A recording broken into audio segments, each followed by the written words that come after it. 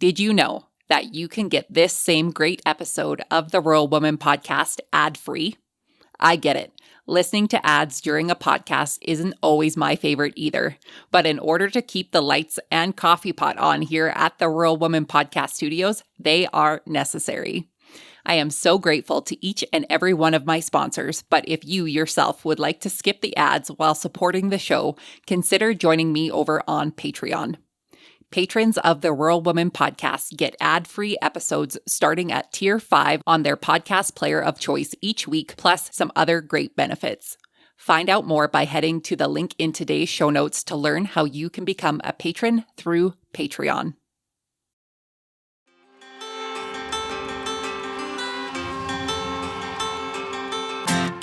Hi, I'm Caitlin Dubin, and this is the Rural Woman podcast. I'm a first-generation farmer who married into agriculture. Born and raised in a city, I was so unfamiliar with where my food came from, but I was determined to figure it out. Through my journey into agriculture, I saw women who were strong but humble, often taking a back seat. To me, these women were leaders who deserved a seat at the table. I created the Rural Woman podcast to share the voices of women in an industry whose stories often went untold. The rural entrepreneurs who live and breathe their work, full of grit and pride. We come here to share our stories, to be in community with each other, to be challenged and inspired, but most importantly, to be celebrated and to be heard. We may not all live, farm, ranch, or homestead the same, but we are all connected. We are rural women, and our stories are worthy of being told.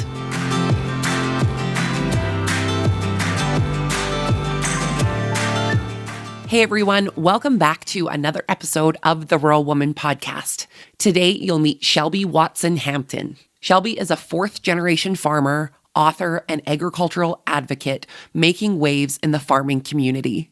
Shelby is the director of the Southern Maryland Agriculture Development Commission and farms alongside her family at Hill Farm and Vineyards, where they grow wine grapes, operate a winery, and host amazing events. She's the author of the Amazon best-selling book, Grace, Grit, and Lipstick: Wit and Wisdom for the Modern Female Farmer and Her Farm-Curious Friends, and a freelance journalist for leading agricultural publications.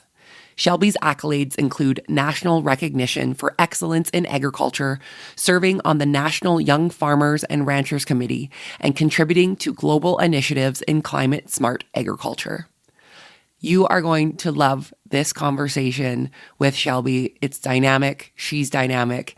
The changes that their farm has gone through in the many years it's been operating and the growth that Shelby has had in the agriculture industry is really an inspiring story. I cannot wait for you to meet her. Without further ado, my friends, let's get to this week's episode with Shelby.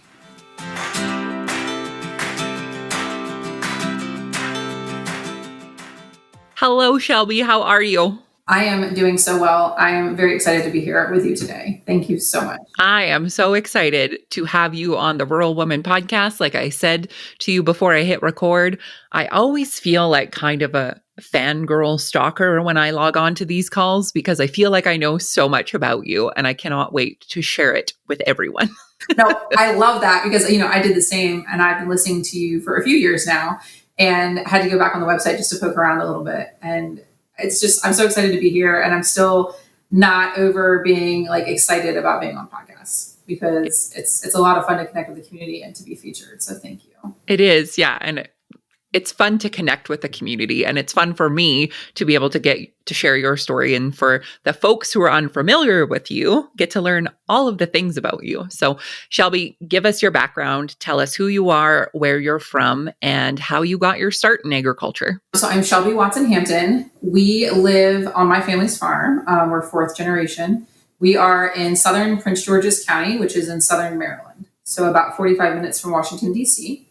It's quite a unique area because while our county, the lower portion of our county is rural and our small town is very rural, we are close to the big cities. So we are close to Washington, D.C. We are close to Virginia, like Arlington and Alexandria. The state capital, Annapolis, is not far away. And then, of course, Baltimore as well. So we have a little bit of both, growing up rural and then being city adjacent. So for my family life, my aunt and uncle and my husband and I restarted our fourth generation family farm about 10 years ago. And we pivoted to do a vineyard, a farm winery, and on-farm events in our wedding barn, which used to be our old horse and livestock stable. And also by doing that, my husband and I both work full-time. I am a director of a local quasi-governmental nonprofit called the Southern Maryland Agricultural Development Commission. And we work with 5 counties in our region to help farmers diversify, promote their products, connect with resources, connect with consumers. It's really neat because agriculture is very diverse in this area. So we do everything from A to Z. So I'd say everything from aquaculture to zucchini, because we do have oyster aquaculture farmers here as well, and everything you can kind of think of in between. And my husband also works an ag job. He is a planner with our local county soil conservation district. So he helps farmers with their soil conservation plans and various, plans for their farm and their business. We also have a toddler. He's 3. Let me tell you, 3 is not for the faint of heart. 2 is easy. At 3, he all of a sudden has opinions. So we're working on that. But he's a farm boy through and through. He loves it. Wants to be outside, wants to be on the tractor with dad. And I'm an active member of the agricultural community. I think like a lot of women in this space are, like you are, and all the other women you interview. We can't help ourselves but be on every board and commission that comes across our email for a little bit. So just last night we were at a farm bureau meeting for our county farm bureau. My husband sits on that board, but I'm a voting member. So we were there till, late at night. And I also did write a book recently because I guess I didn't have enough on my plate. But it's a book for women in agriculture. So I'm excited to share a little bit more about that. I love that. And we're going to dive into all things Shelby. I want to go back to what you said about how about 10 years ago you restarted the family farm. So take us through the generations of the farm and what the transitions have been through those generations. Absolutely. So we have 4 generations on the current family property. However, my grandfather started the farm with my grandmother in the 50s. They got married right out of high school and they bought the farm at an auction a couple weeks after their wedding. And my grandfather also came from a farming family, but he was the 3rd son. So there was no more land left for my great-grandfather's farm to kind of hand down. So he went a whole 3.5 miles up the road and bought a new property. So when most people refer to their generations, they're talking about like on the current property, but ours goes further back as well. But the home farm, when my grandparents bought it, they were into tobacco and hogs. So tobacco was a main cash crop in most of Maryland for about 300 and so years, until about 20 years ago when the tobacco buyout program came through. So my dad and his 3 siblings, one of who is my aunt, the partner I'm in business with now, all grew up stripping tobacco, hanging tobacco, selling tobacco, and then feeding the hogs. And at one point they had, 500 or 600 head of hogs on the property in a farrow to finish operation. Both those markets kind of dropped out. And my grandfather decided to pivot to large tree and shrub nursery. So when I grew up, we were growing trees and shrubs. We were ornamental and shade tree nursery. And we were shipping trees, all over the eastern seaboard, up and down the coast, some out west. And we had like 100 acres of the shade and ornamental trees, either in pots or ball and burlap or in the field. That's what I grew up doing and working in the office there and in the field, with my family on that particular crop. And then we also had an agritourism component that my grandparents started in the late 60s, that we were kind of the first in this area to do like visit the farm, take a hayride, pick a pumpkin, see the animals, kind of educational thing. And so when I was growing up, all the schools from like multi-county areas, we would have like 1,000 school kids come through the farm a day, would send their kids for the fall field trip, and then we'd be open on the weekends when families would come in. So we grew up working that too. And that was just for the month of October. But because of that, October has always been my favorite month because it had so much like fun. I loved all of that kind of associated with it. And it kind of really set the scene for us as agritourism operators and direct market farmers, because we grew up with customers, like learning how to interact with customers, how to sell and be personable and be polite and show them the farm. So all that was happening. And then I was in college in 2005. I was an agricultural student at the University of Maryland here, which is our ag land grant. And my grandfather passed away very unexpectedly. So he was like here one day, he got sick, and 3 days later he was gone. And it rocked our world. Not only was he kind of the patriarch of the whole family, but the family business was full bore going. We had 4 or 5 family members employed full time, including my mom and both my aunts. And, we had like 30 other employees on the farm. So everything just kind of went sideways, and it took the family 5 or 6 years to recalibrate and to figure out, what to do from there. My grandmother ended up wanting to retire the nursery business and the agritourism. She didn't want to do it without my granddad. The spirit had kind of gone out, which we totally understand and respect. The property was divided up amongst the 4 siblings, and my aunt actually ended up with the home piece where the businesses were situated, like where the farm office was and the acreage around that. And so when I got out of school, I went to work for another farm. I was a farm manager at another farm down the road, another agritourism operation. And it was kind of the same time my aunt, everything got situated. It took years, like with the will and everything that went with it. And finally, her and I sat down one day and we were like, what can we do? She's like, what can we do with the farm? And she knew I wanted to help, and we wanted to continue the family legacy. We wanted to come up with something, and we needed something that was going to pay for itself, right? And at the time, my husband and I, we were engaged. We weren't married yet. But he also grew up in a farm family, weirdly enough, also tobacco and hogs. And his family had also gotten out of that when the economy went down, and they'd gotten into construction instead. But he went away to college and I went away to college, and, we'd come back, and through mutual friends, started dating, and been dating a few years. By the time this came around, we were engaged, and he had studied, chemistry and biology and horticulture. So he had that brain, plus he was a farm kid. So the 3 of us sat down and we're like, okay, we're going to do something. And what we came up with a lot of help from our extension agents and our Department of Agriculture here and all the folks that were doing research at that time, was that the soil that we had that was so good for tobacco was also really good for grapes. So we're like, all right, we know nothing about the vineyard. We know nothing about wine except that we like to drink it, right?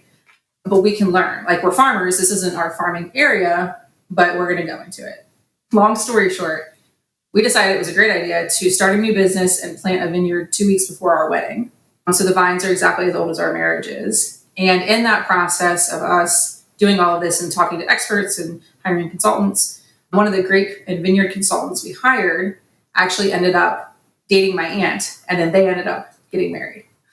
So they got married a couple years later in the vineyard, and he joined the business, and now it's the 4 of us. So, Susan is the owner. She is kind of like the senior partner, the person in charge.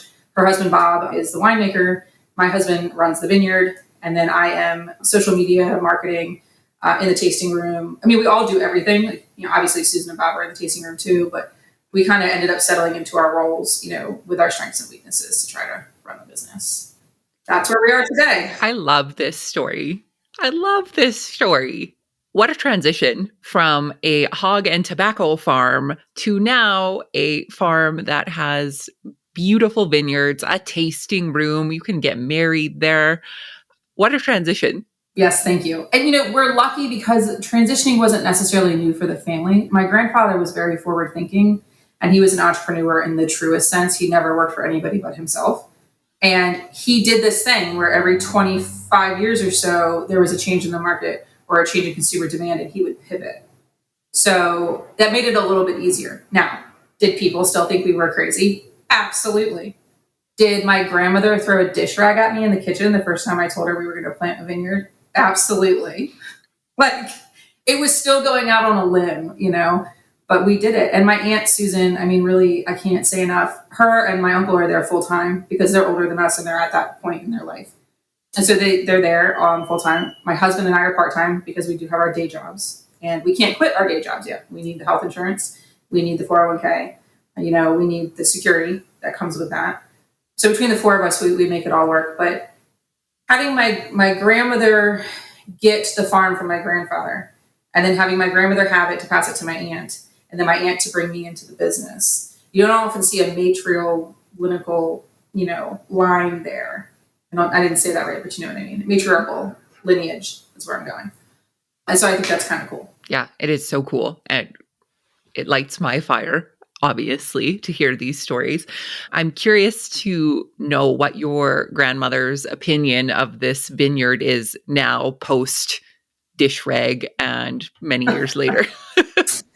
She is all about it now. So she still lives on the farm. She's 88. She just had her birthday last week. And the farmhouse sits up on a hill. We kind of have hilly land here. And at the hill that it sits on, it looks down over the wedding barn on this side, and then it looks down over the vineyard and a little piece of the winery on this side. And she can sit on her glass enclosed front porch and just like be the eagle eye, right? And she carries her cell phone in her sweater pocket, and she calls whenever she sees something or, sees something going on or people coming in and out. And she loves it. She's excited. She's still kind of blown away, I think, about how fast it grew and how that people really are willing to, come here and see the countryside and drink wine. She does not drink wine. She's a Corona girl all the way. So she doesn't drink the product, but she does enjoy watching other people. I love Grandma. I love her already. Grandma's sassy, let me tell you.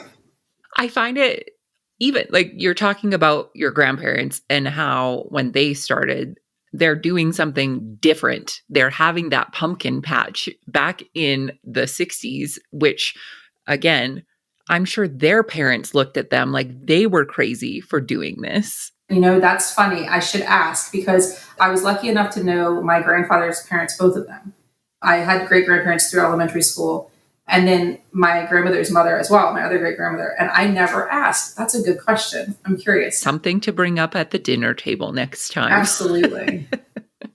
So looking at the different transitions throughout the years, obviously, you said your grandfather was the type who every 25 years or so, if things needed to be changed, he was ready to go. Do you think that is where you got your spirit of, changing things or doing something differently came from? Yeah, absolutely. So we grew up very close. So all 18 of us lived on the farm, which at its heyday was almost 1,000 acres, basically, in a couple of different parcels up and down the road. And so I grew up right next door to my cousins. I grew up, right down the road from my second cousins. I mean, we have a big extended family. And my grandparents almost raised us just as much as my parents did. I mean, that's how much influence they had, which I think is really common with farm families too. So yeah, I grew up watching Granddad. He was not afraid to take risks. He was a fun-loving guy. He leaped before he looked a lot of times, but he had, he pulled it off. And it's funny, in my family, that did one of two things for you. Either like myself and my aunt, we were like kind of that way where we're go-getters and excited and extroverted and want to get out.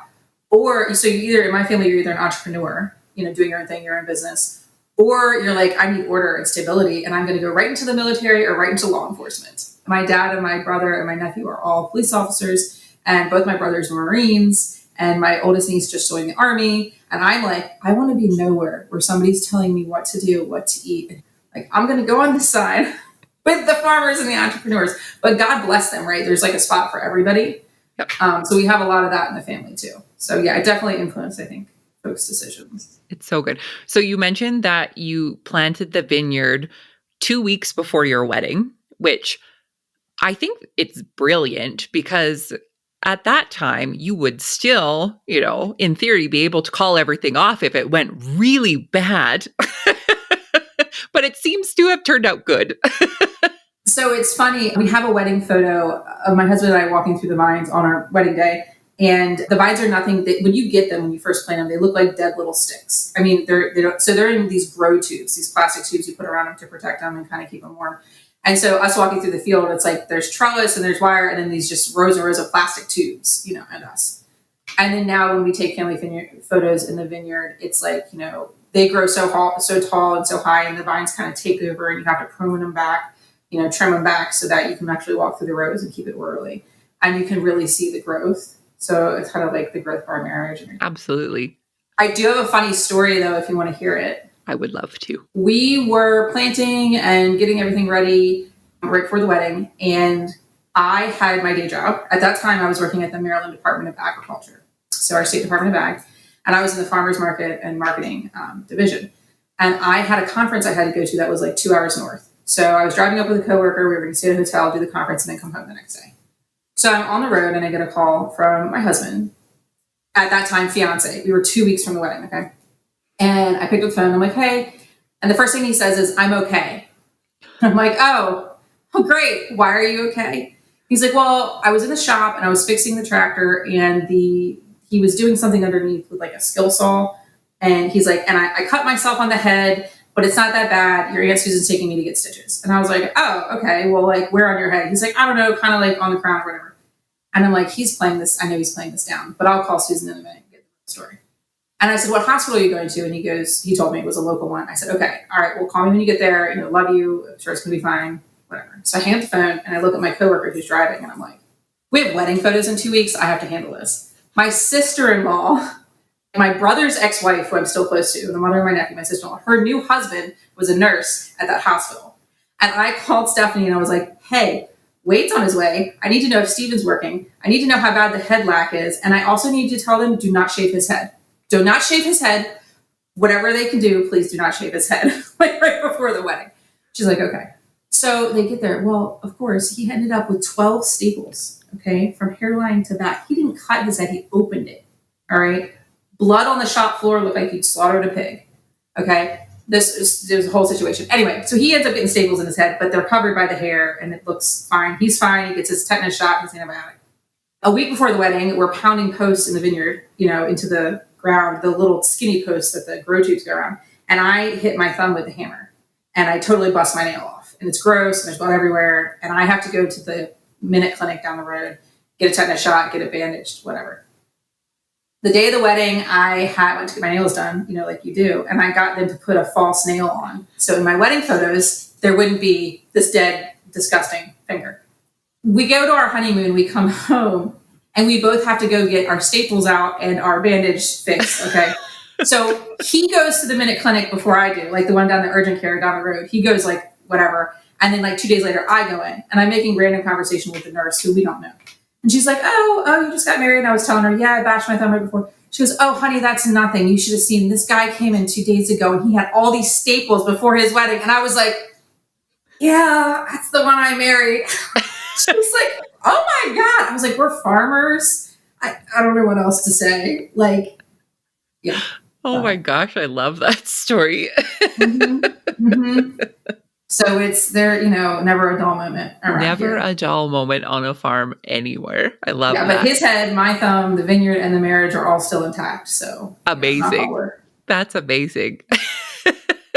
So I want to learn more about the vineyard. What kind of grapes are you growing? What kind of wine are you producing? Tell us about the events. Tell us everything. So we have a little over 5 acres planted, which might not sound like a lot to some people, but grapes are very labor intensive in the fact that it's all hands-on. Like you're doing everything by hand. You're, pruning, tucking, tying, harvesting, trimming, everything is happening by hand.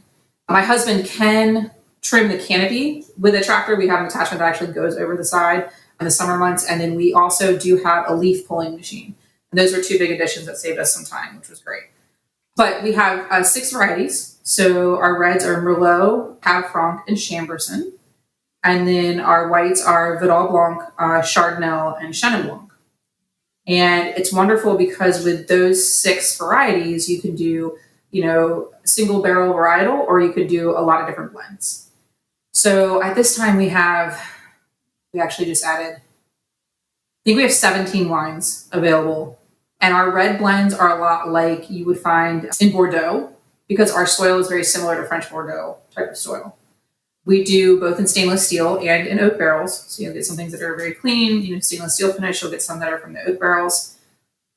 And randomly, and this is very exciting, and the fact that this is happening now is kind of cool to talk about it, we enter competitions, like winemaking and tastemaking competitions just to kind of keep up with the industry and see where we are. So we've won state awards, national awards, a couple international awards. It's been really cool. But we entered some wines into our state competition. It's called the Maryland Governor's Cup. And it's basically like the biggest thing you can win for wine in the state. And we entered these couple reds that we were like, these reds are going to do really good. And then like a few whites, we just like send everything. And we got really excited because one of the reds came back with a double gold medal. We're like, yes, that's amazing. Yeah, totally. And then our white Vidal Blanc won the whole damn thing. Won the Governor's Cup. Just blew us out of the water. We're like, what? Say it again? And we've only been in the industry for 10 years, and we just beat out 180 other wines and 101 other wineries. Become the top wine and a double wine tasting in Maryland right now. And we actually just got the Governor's Cup, which is actually a cup. They give it to you. It's like and of course my uncle was a winemaker. And so that was a really big thing for him. I think he got a little misty-eyed, right? He was like a little, yeah. we always say great wine starts in the vineyard because you can have good wine without good grapes. So the whole family, everyone's blood, sweat, and tears, actually literally blood, sweat, and tears have gone into that vineyard at some point in time or another. So to have that for the family was really cool. And we just went last week and got a little ceremony, got the cup, got our pictures taken. That is amazing. Congratulations. Thank you.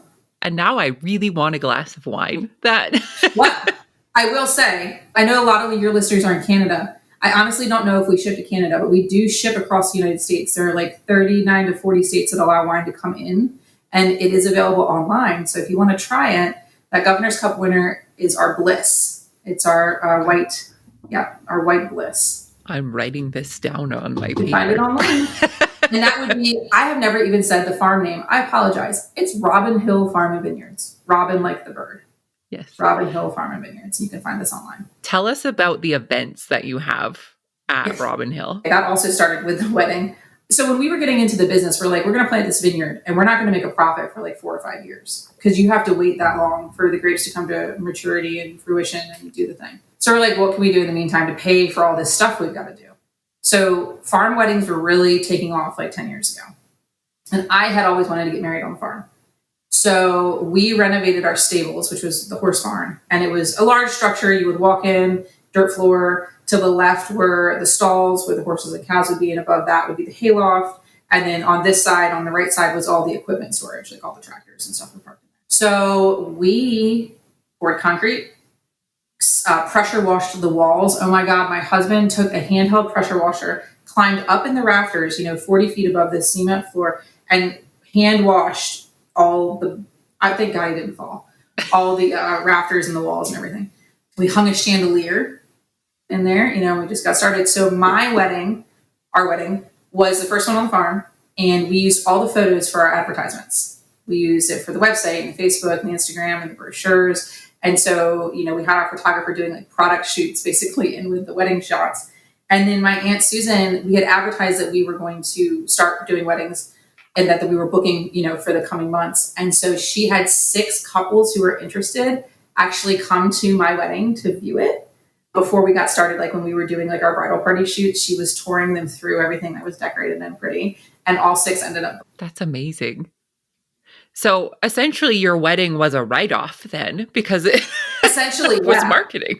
And it was so funny because I didn't know Susan was going to do that. And so we're doing like our photos or whatever. And one of my bridesmaids leans over and she goes, who are those people and why are they here 2 hours early? And I'm looking and I'm like, I don't know any of them. I was like, are they friends of my parents? I'm looking. And then I see Susan walking in front. She's talking, pointing. And I was like, oh my God. I said, those are couples. Those are prospective customers. And I busted out laughing. And I was like, that's so smart. Like, good for her. I love Aunt Susan. Good for her. She's come on a couple podcasts with me before, and you guys can find her on the Farm Her episode we were in. If you follow Farm Her, I think it's season 2. You can look this up. Grandma's in there too. We drive her and camera as well. That's awesome. That is so cool. And I just love that, you have that entrepreneurial spirit throughout your family. And I know in farming families, that doesn't always happen in such a collaborative way. There are definitely the folks who are not open to the change and are not open to things changing on their operations because this is how their grandparents did it, this is how their parents did it, and this is how we're going to do it. Maryland is really unique in that way, especially Southern Maryland. So we do kind of consider ourselves like a microcosm at the bottom of the state here. I mentioned tobacco before and the tobacco buyout. So like 90% of the farmers in Southern Maryland were tobacco farmers generations back. And it was a cash crop. It made money. You could support a full family. It was a lot of work though. It was hard work. And again, hands-on work. But when the master settlement agreement with the cigarette companies came through, in the 90s, governors of multiple states decided to take the buyout that the federal government was offering. And that was basically you could pay farmers for 10 years not to grow the tobacco. And they had to transition into something else. So they got paid, depending on what they were making in previous years based off their, weights and their sales and things like that. But once you signed the paperwork, that land and you as a farmer could not be used for tobacco again. So there was a massive industry pivot. So everyone around here that does some sort of pumpkin patch or pick your own or lavender farm or oyster aquaculture or agritourism, beer, wine distilling, they all used to be tobacco farms. And now they're all something else. Yeah. And so it was kind of in the air, in the culture. Now we still have some traditional grain farmers too. We have some bigger guys that do, your corn and your soybeans and your wheat. Of course, hay is a big industry here because we have a lot of horses. And those are what you more think of your traditional. But a lot of folks around here have had to be open-minded and shift. And because we have those markets so close, the DC area and Virginia and Annapolis, you have the consumer. So if you can get them to you, they will spend money. And a lot of them have federal government jobs. So we're kind of in a higher income earning bracket here for some folks, which really means potential customers. Yeah. Very neat. Very cool. So I want to pivot our conversation to something that we were chatting about before we hit record, and something that is near and dear to both of our hearts. And that is mental health in agriculture, something that is obviously super important to talk about. I try and bring it up in every conversation that I have because I just want it to be a normal conversation that we have. So talk to me about the state of mental health in agriculture in your area and the changes that you've seen throughout your career and lifetime in the agriculture industry. It is becoming much more of a normal conversation, and I'm so grateful for that. There are a lot of farm groups internationally, nationally, and locally who are doing some heavy work in the area. So one's off the top of my head. We have a land-grant university as the University of Maryland. The ag school is there. So our extension agents come out of that school. And both the college, the university, and the extension agents have done a huge push for mental health in the farming industry. In fact, right now they're offering 6 free therapy sessions for families who are in farming and in ag who can come together and talk about transitions and stress and how to manage daily life. And they plaster that everywhere. Every conference we go to, that it's online a lot. They're constantly advertising for it, and that's amazing. We also have our Maryland Department of Agriculture has a mediator that is free. So she's a mediator for either family to family issues or farmer to neighbor issues or, farmer to farmer issues. And you can contact her to set up mediation sessions around issues. And then, of course, the American Farm Bureau Federation, of which we're members, have done a lot in this area too. Farmer mental health and farmer stress at their workshops, the workshops at their conferences, they always have, stuff on that. And there's other groups, the National Farmers Union, the Young Farmers Coalition. I feel like there isn't a single farming entity right now who hasn't touched on it. And I think that is so very important. However, it's definitely generational, right? I feel like I'm an elder millennial, for whatever that means. But the millennials and the Gen Zs, and I guess AWFL coming behind us, are much more open to the conversation, much more open to seeking resources and to getting assistance. You still have Xers and boomers and, folks a little bit older than boomers that are still might be involved that still have the stigma and the reticence about any sort of mental health accessibility. And that's hard. And I don't know how you fix it, but I think we're definitely trying. Of course, in my personal story, there's a section of this in my book as well. So I have 2 brothers, an older and a younger. My older brother was so much fun, just the life of the party. I mean, just a trickster, a jokester, everywhere he went was a good time. But he struggled a lot with depression and anxiety too, I think. And I think a lot of it went undiagnosed. And he tried to deal with it a lot on his own. And then, like some people do, you turn to, recreational alcohol, or recreational drugs, not just to go through your party stage, but also to kind of deal with some of those mental health issues. And so he lost his battle with depression when he was 28 and I was 18 and our younger brother was 16.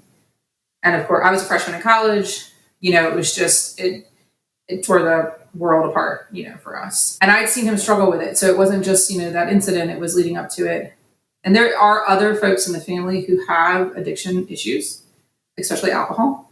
And it's something we're cognizant of and we've seen folks battle. And, there's stigma around all of it. And it's just something that needs to be talked about more because any life that we can save, is worth the hard discussions. So. Absolutely. Shelby, what was your brother's name? Russ.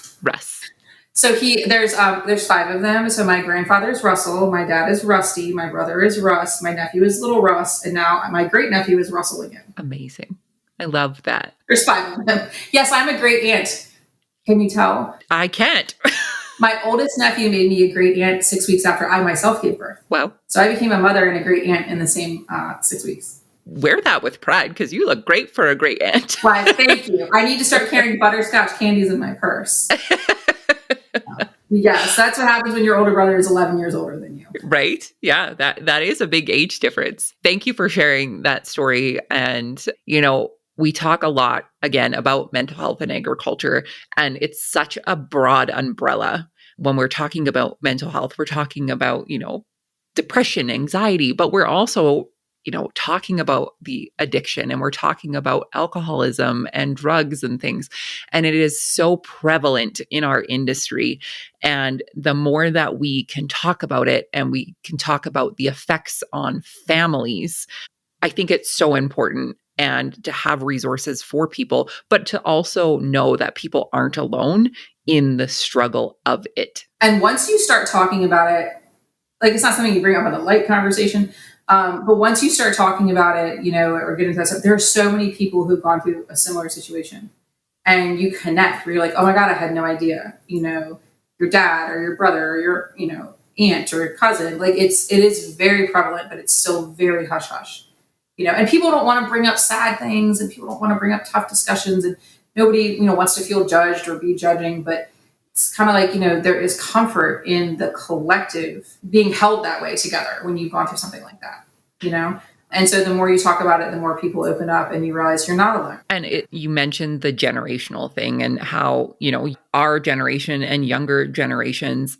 seem to be more open to talk about these things in more of a conversational way, not in negative light, saying, yeah, this is what happens. This is how people's brains function. This is how we can help people. All of these things. We're having these conversations.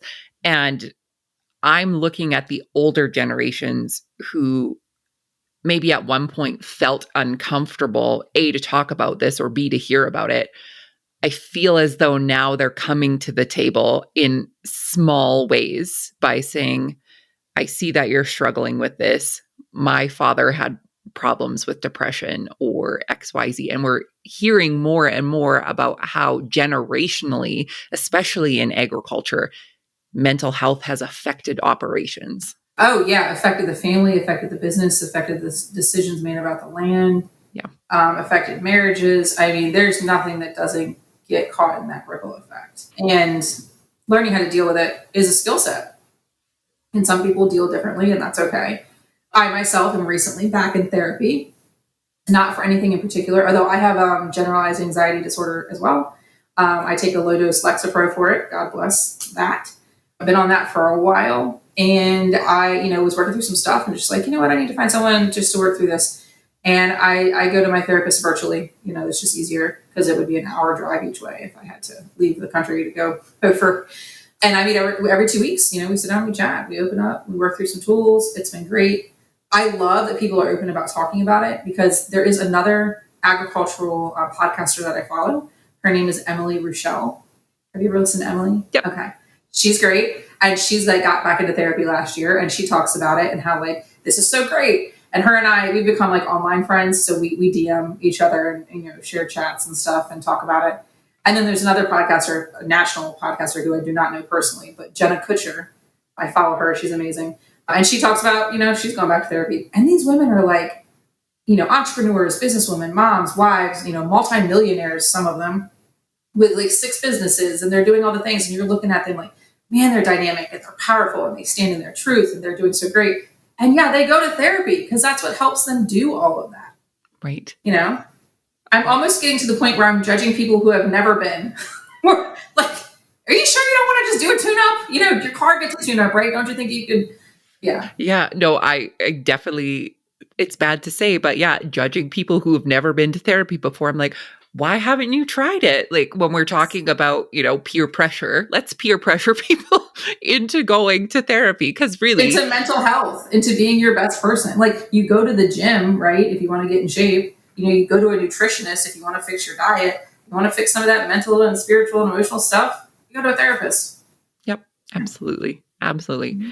Thank you for being open to sharing all of that and just making it relatable and having the conversation of, It's just being like, this is what I do to make myself well, and it affects my business, it affects my family, it affects all of these things. So why wouldn't you want to do all of these good things for yourself? Well, I'll tell you what, when I share this online, my mother's going to listen to it, and I guarantee I'll get a text message saying, you share too much. Sorry, Mom. I love you. It's all good. I promise. Well, I want to jump in to you being a published author. Tell me how that came about, and tell us all about your book. Oh, thank you so much. Okay. First things, I have always been a major book nerd. I was a kid who would get in trouble for staying up under the covers at night with a flashlight, in first and second, third grade reading books when I was supposed to be asleep. I would hide my books I was reading behind my math textbook in school, probably why math wasn't my best subject, but I've always been a big book nerd. And then in high school, I joined the newspaper, and in college, I wrote and got a few small things published locally. And I always said, I'm going to write a book someday. Like, I would love to write a book. And I just didn't know what about. And 5 or 6 years ago, I'd be driving. I did a lot of driving for work when I worked at the Department of Agriculture. My commute was like an hour and 10 in and an hour and 20 back. And I would think of all these things like, oh, that would be cool. I could write about that. And I would get in my computer and do a couple things, and they would just sit. And like a year and a half ago, I just got serious. I was just like, you know what, I'm going to get this out. Even if a lot of people don't read it, even if I have to self-publish, I'm going to do something. Well, I created most of the manuscript, and I had like the outline that you need for querying like publishers and agents and stuff like that. I started that process, and there's a lot of rejections in that, which is just part of the biz. Like, you just have to know that you're going to do that. But in the process, I was on Instagram one night, and I came across this random page, and it was called Midwinter Press. And it was a small independent woman-owned shop. She's just a one-man show in Ypsilanti, Michigan. And she was in my Instagram saying, I am open for author queries. I will take authors without agents or with agents. But if you have something you want to do, I'm going to run a contest where you can pitch me in the comments of this post. And in 3 weeks, I will read the best pitches, and I will pick one person who will get a free phone consultation with me. And so I saw it, and I was like, ooh. And I was like, no, you're not ready. And so I didn't do it. Well, the next night I saw it again, and I was like, if I do it, this could be a thing, and I don't know if I'm ready for the thing. Like, I want the thing, but am I really ready for the thing? So I didn't. And the third time I saw it, I was like, all right, okay. So I'm literally laying in bed typing with my thumbs, and I pitch my book. Well, 3 weeks later, I get an email, and it's from Betsy at Midwinter Press, and she's like, I loved your idea. You won the contest. Let's do a one-on-one call. So we did. And the rest is history. We ended up working together. So I was not self-published, but she is an independent publisher, right? So it's a small independent house. And I could never have done this process without her. In the becoming of it, we've become very good friends. And it's so wonderful to actually say the words like my publisher, my editor, have help in that process. And God knows she took what was a raw manuscript and just shaped it and honed it and made it what it is today. And in doing that, because having her, in my corner, we were able to publish through Ingram Sparks, which is a big distributor. And because of that, the book is actually available online at Target, Walmart, Barnes & Noble, Books A Million, Amazon, and Bookshop, which is an independent. And you can order it from any of that. The day that I saw my book on the Target website, I almost fell out of my chair. And then you can also buy it, straight from my website as well. And we debuted it last November. I haven't said the title yet. The book is called Grace, Grit, and Lipstick, Wit and Wisdom for the Modern Female Farmer and Her Farm Curious Friends. And it is a combination of memoir, narrative nonfiction, not self-help, I don't want to say that, but like kind of coaching a little bit in that space. And it's not just about me, I talk about my story, but it features 15 other farm and agricultural business-based women across both the US and a few in Canada, and about their stories and how they got started and what it's like to be a rural entrepreneur, and how you deal with certain things and what to look out for and what advice they would give. And all of those women included their real contacts in the book too. They either put like a LinkedIn or an Instagram or a Facebook or an email, so you can read the book, get to know them, and then go find them online. And when the book launched on Amazon, it was best-selling in its category for a month. So it was really cool. All that being said, I'm a breakout independent author-ish. And so all the marketing is on Betsy and I. And I have like had all this push around all of it, when it first came out. It was great. And I did the conference circuit kind of in the winter. And then life took over, like my toddler, my day job, the farm. And now I'm just trying to get back into like, what do I do with my socials? I need to revamp my website. I need to put the book out there. I need to get back speaking at conferences. Like, oh my goodness, what am I going to do? So I'm back in that like kind of mode as well. The entrepreneurial mode of promoting your work. And I do. Yeah. I love this. So I'm very much in the same mindset of you of having an idea and sitting on it and then seeing something that's like pushing you towards that idea and the feeling of not being ready. What was the final push for you? What was that thing that said, I'm just going to do it? I really don't know. And I question my judgment because I had just had a baby. I remember typing out, portions while I'm pumping, or like doing things on my phone while the baby fell asleep in my arms. And I'm like in Google Docs on my phone, typing in chapters. I think two things. One is that because I am such a voracious reader, and I read all genres, I read fiction, nonfiction, everything in there that you can find.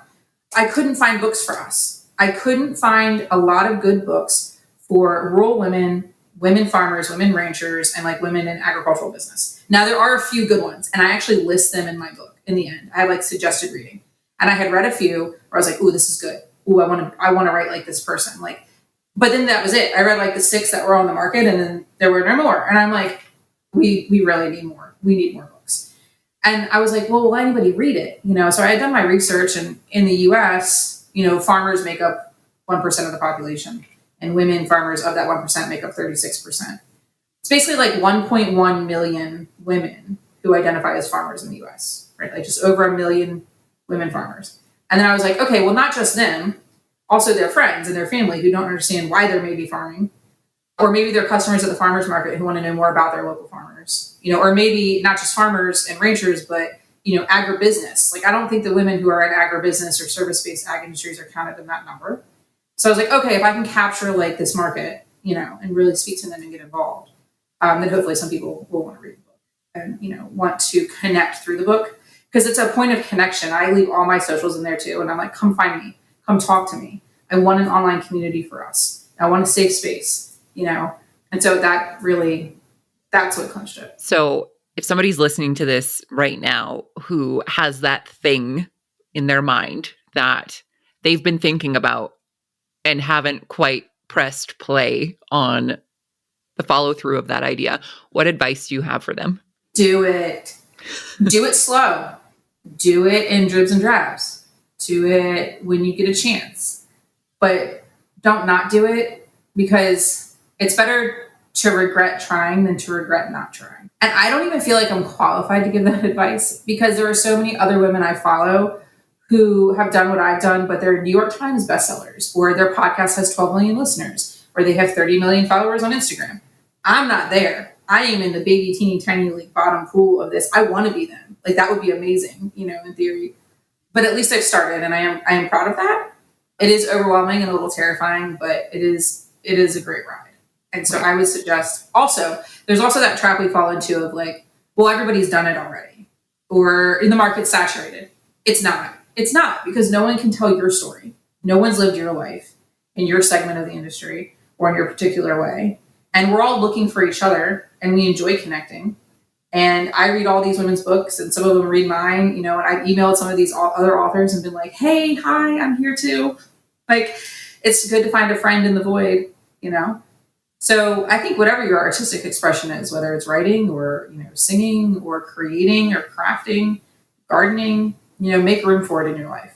Absolutely. That is solid advice. Tell us again where we can find your book. Yes. So I actually have a bit of a personal farm brand.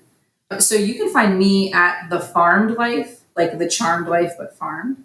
So on Instagram, it's at _farmed_life. And my website is thefarmedlife.org. And all the links are there. So The Farmed Life is kind of how I present the personal brand. And then the book is Grace, Grit, and Lipstick. And you can find that on the website. You can also find it online at Amazon, Target, Walmart, Barnes & Nobles, Books A Million, and Bookshop. Thank you so much for sharing your story with us. We're going to put all of your links in the show notes so people can find you and connect with you. Shelby, my last question for you is, what is the most rewarding part about being a rural woman for you? I think the most rewarding part is watching my son fall in love with some of the same things that I love. Going to the barn and feeding the horses and watching the geese flying on the pond and just being able to have kind of that continued legacy. I think that's my favorite part. Absolutely. All good stuff. Thank you again for sharing your story with us today. I truly appreciate you. Thank you so much for having me on, and thank you for all the good work.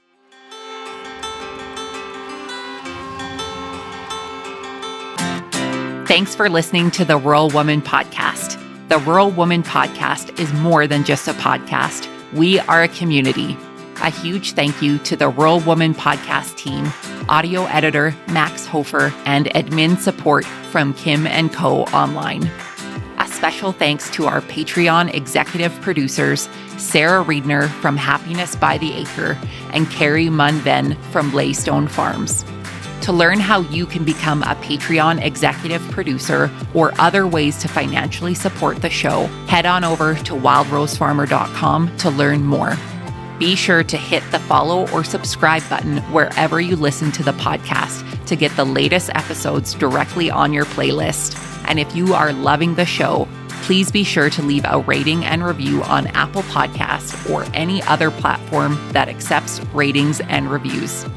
You can connect with us on social media at The Rural Woman Podcast and with me at Wild Rose Farmer. One of the best ways you can support the show is by sharing it. Send this episode to a friend or share on your social media. Let's strengthen and amplify the voices of women in agriculture together. Until next time, my friend, keep sharing your story.